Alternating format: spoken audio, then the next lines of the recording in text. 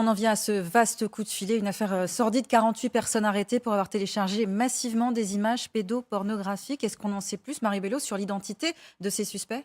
Oui, on parle de 48 personnes interpellées un peu partout en France entre lundi et mercredi. On sait d'eux qu'ils sont âgés de 26 à 79 ans et qu'ils viennent de tous les milieux sociaux. On sait qu'il y a des ouvriers, des cadres et d'après nos informations, il y a même un fonctionnaire de l'éducation nationale et plusieurs élus locaux. Alors ce sont des hommes qui ne se connaissaient pas. On ne parle pas là d'un réseau, on parle d'individus qui sont soupçonnés d'avoir consulté chez eux régulièrement des sites pédopornographiques particulièrement violents, nous dit-on, et pour certains, ils sont soupçonnés d'avoir conservé ces images, des centaines, voire des milliers d'images dans leurs ordinateurs. Alors ils sont en garde à vue, tout le matériel informatique a été saisi, les ordinateurs, les disques durs, les clés USB, les portables, et l'objectif pour les policiers, il est double. C'est d'une part de savoir si ces hommes ont pu passer à l'acte pour certains et si donc ils pourraient être poursuivis pour pédocriminalité.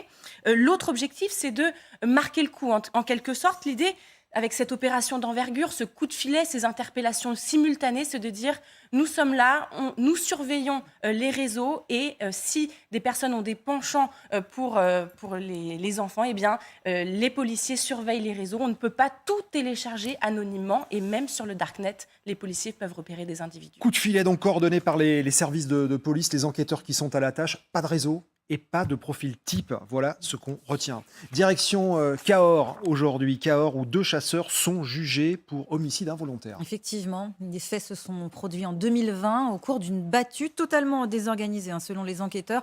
Un franco-britannique, vous le voyez à l'image, il avait 25 ans. Il a été tué par balle à une centaine de mètres de sa maison. Reportage signé Clémence Barbier.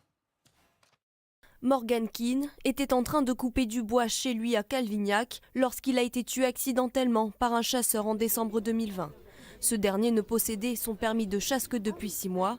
La mort de Morgan, 25 ans, avait suscité un vif émoi et mené à la création du collectif Un jour un chasseur. Un jour un chasseur qui a été créé par les amis de Morgan. Les membres attendent beaucoup de ce procès, d'autant plus que le directeur de la battue de l'époque est lui aussi jugé, une première. En général, c'était juste le tireur qui était sur le banc des accusés. Là, effectivement, c'est la première fois, notamment le directeur de la battue. Et c'est une des choses que notre collectif, on met en valeur, c'est-à-dire qu'on pointe du doigt pas seulement le tireur, mais aussi les autres responsables. Quelques semaines après le drame, dû à des failles dans l'organisation de la battue, la Fédération des chasseurs du Lot avait voulu montrer que la plupart du temps, toutes les mesures de sécurité étaient respectées. Vous identifiez bien l'animal que vous avez tiré, que le sanglier. Identifié comme il faut et tir fichant obligatoire. Les 2 prévenus encourent jusqu'à 3 ans d'emprisonnement, 75 000 € d'amende ou encore le retrait de permis de chasse à titre définitif.